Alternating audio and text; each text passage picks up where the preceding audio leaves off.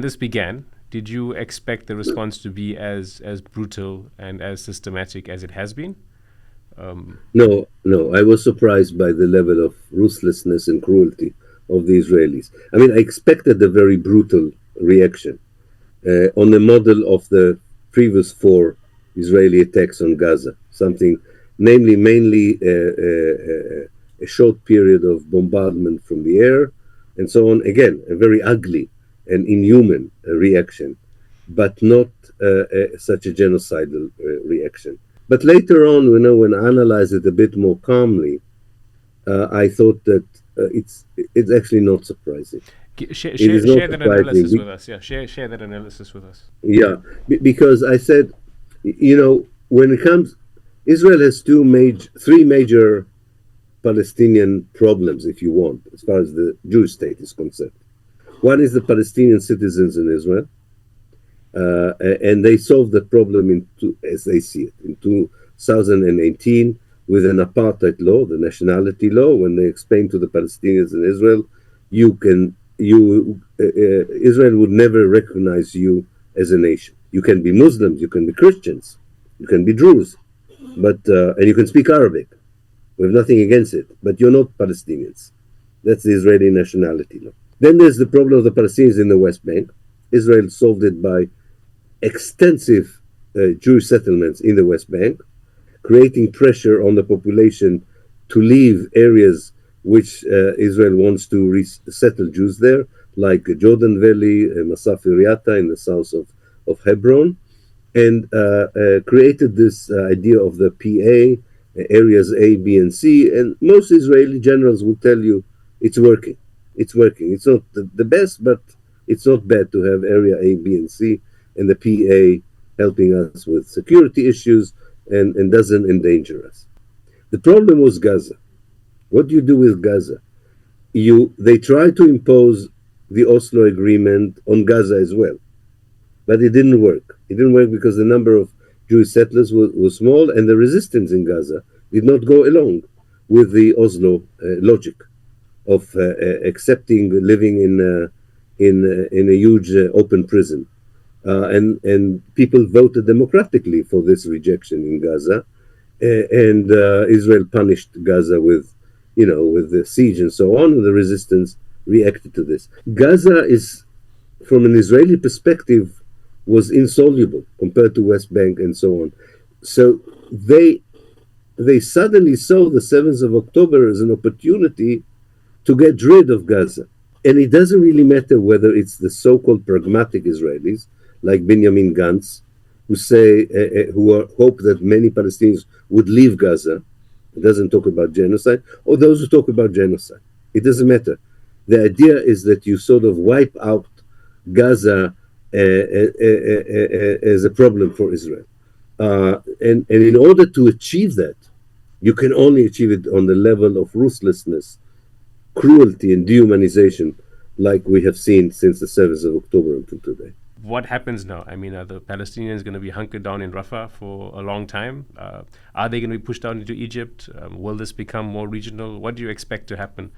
Yeah, I think much depends on the internal politics, first of all, of the Israeli government, because you have two voices there.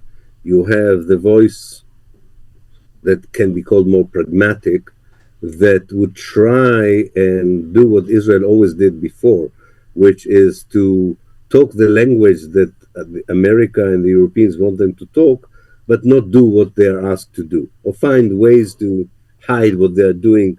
They would say the war is over, but they will continue to hunt down people.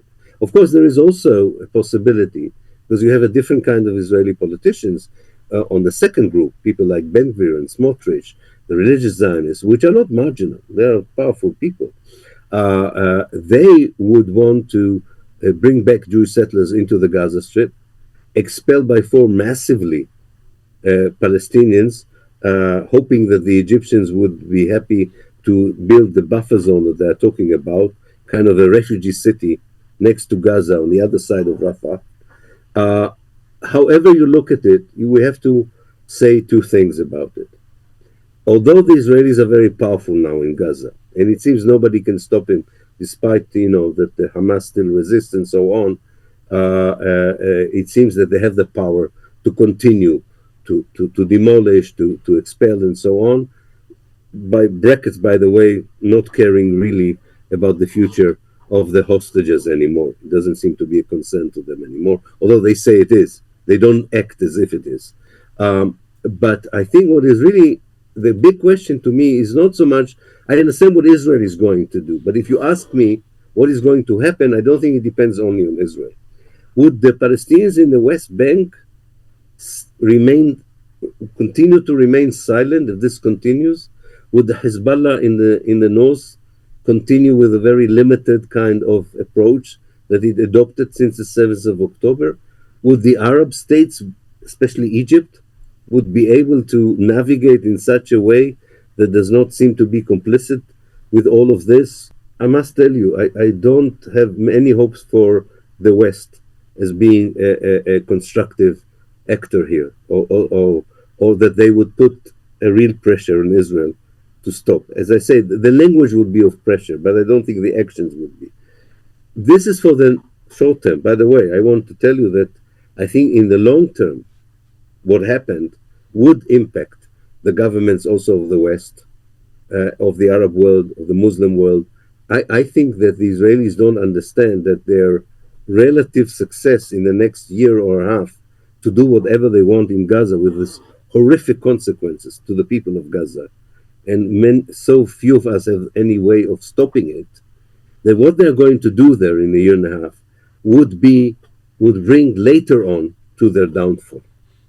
That later on this would be proven to be a period, as I said in some places, at the beginning of the end of the Zionist project. And I think in the longer run, that means that Israel would lose its international legitimacy. It's already using its social cohesion from within. It means that the world around them is not going to talk just about normalization with them. It would be too difficult to talk about normalization after what they're doing and will do. This is not, by the way, a scenario I hope for. I don't want to see more Palestinian deaths in order to see the end of the occupation and the oppression. So don't mistake it. It's not my proposal. I wish we could skip the next year and a half, but I'm very afraid about the next year and a half. You mentioned a year and a half, and there could possibly be some sort of turnaround after a year and a half. I mean, don't you think even that maybe is a bit of wishful thinking? You mean it could be longer? It's not just it could be longer. I mean I do see that it's not sustainable to just continue being a brutal occupier and ethnic cleanser. That's right. But I mean, I think in 1948, very few people maybe thought that this would be an ongoing Nakba for 76 years.